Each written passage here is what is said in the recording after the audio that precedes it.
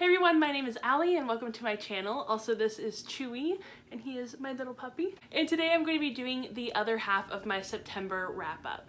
Alright, so as you know, I've already read 3 other books this month, and I talked about those in my first half of my September wrap up. So if you want to hear what I think about those books, you should go watch that video and I will link it down below. So let's get into the first 2 books that I have read for the Latinx Book Bingo Readathon. So the first book that I have finished for this readathon is Like Water by Rebecca Potos. And this book is a contemporary about a girl, and she lives in New Mexico, and she lives in a very, very small town, and she feels kind of stuck there, and all of her dreams are kind of dashed when she feels like she needs to stay and pick up the family business after her father is diagnosed with Huntington's disease. So I really enjoyed this book, and I thought it was a really, really good summer read. It's very character oriented and character driven, and I really liked all of the characters in this book. Savannah, our main character, is super, super interesting, and she's also kind of discovering her sexuality and figuring out that she's bisexual, which is really awesome, and I definitely loved the representation for both Latinx representation and bisexuality,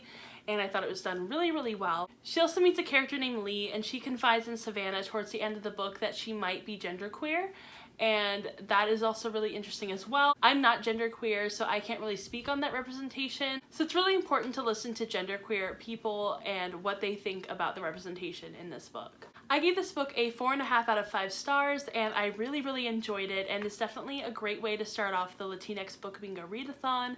And yeah, I just absolutely love this one. I'm really glad that I chose it, and I definitely recommend that you read it if you're looking for something that has bisexual Latinx rep that's kind of like a contemporary set in the summer, and I just loved it so, so much. So if you like character-driven novels, definitely one for you. If you are more of a plot-driven person, this might not be a book that you want to check out, but I mean, you can always give it a try. The next book that I read for the Latinx Book Bingo Readathon was Undead Girl Gang by Lily Anderson. This is a book about a girl whose friend has died recently, and her death has been very, very close to 2 of the most popular girls in school's deaths as well. And those 2 girls' deaths have been ruled a suicide, so a lot of people think that her best friend's death is also a suicide, but she knows that her friend would never do something like that, so she wants to find out what actually happened to her friend, and she's going to bring her back to life. This one I gave a 4.25 out of 5 stars, so I ended up giving it a 4 on Goodreads. I really, really enjoyed this book, and I definitely loved a lot of the elements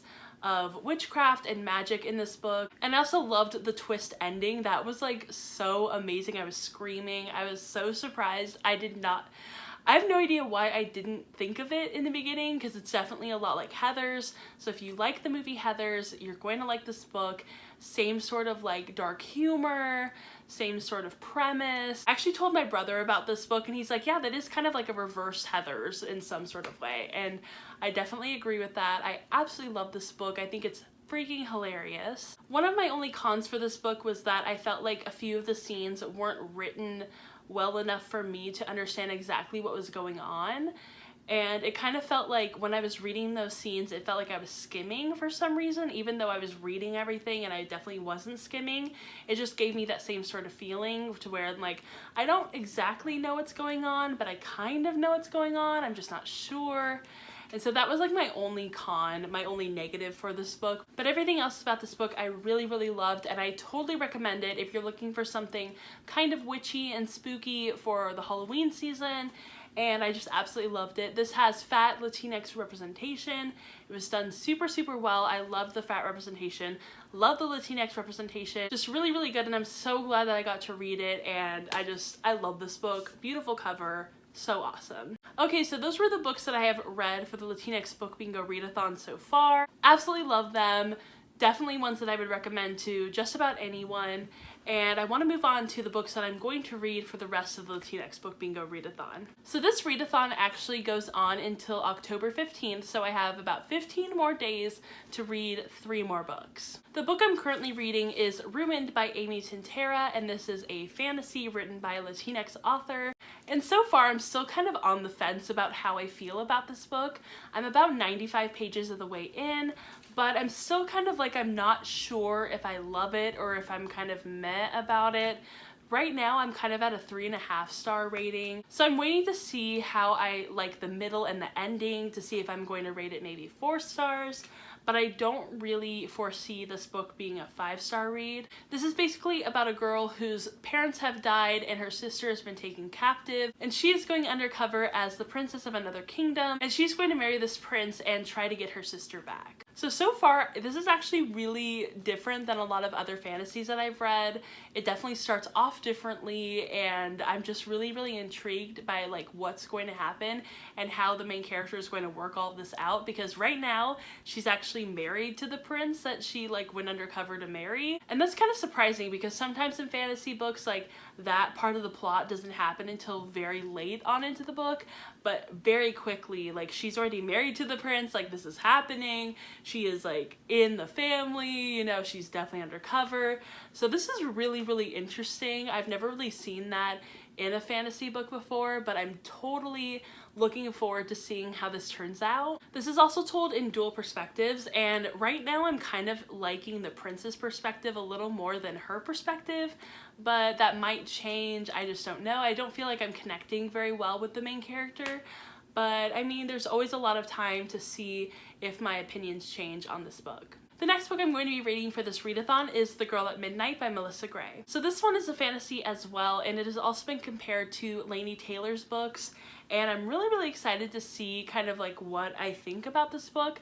I don't really know a lot about what it's about, but I'm really intrigued, and I definitely want to read more Latinx fantasy. So basically this seems like it's a book about a girl and she's a thief, and in order to save her world she has to find this firebird, and that's about as much as I know about this story. I don't want to know too much about it, so I'm really excited to get into this. I am so glad that I picked a lot of books that are around 300 pages because I'm seeming to get through these at a pretty good pace. Like I'm not going too fast, I'm not going too slow, so I'm really thinking that I'm going to get to this book during this readathon and I'm going to enjoy it. At least I hope I will. So yeah, I'm definitely excited to get to this one. And the very last book is one I'm super excited about, and that is Annalee in Real Life by Janelle Milanes. And I have been unknowingly wanting this book for a long time, and that's so funny to say that because I didn't know that this was coming out. I actually didn't even know that this was a thing until very recently, but I love Janelle Milanes' writing, and if I had known that it was going to be a thing, then I would have been super excited for it for like months. And yeah, I love the cover. This is basically about a girl and she does role-playing in some sort of like game thing, like a video game.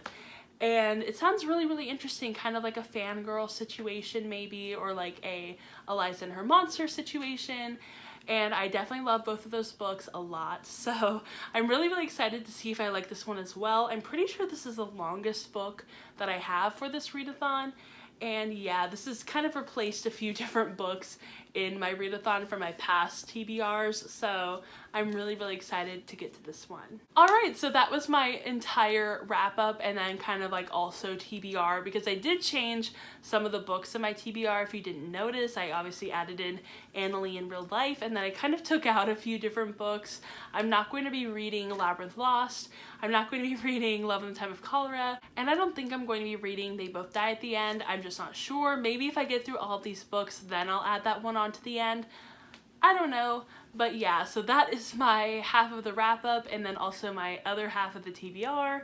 And I hope you guys enjoyed this video, and if you did, go ahead and give it a thumbs up. Make sure to subscribe to my channel. I make new videos every Sunday and Wednesday, unless I get a little, busy, then there's maybe not a Wednesday video. Also check out all of my social media links in the down bar, and I will see you guys in my next video. Bye! Oh, this is my puppy. So I can't tell if he wants me to hold him or if he wants to be put down because he just keeps hiding. I think he's afraid of the tripod, so I might just go put him somewhere else because he just obviously does not like the tripod.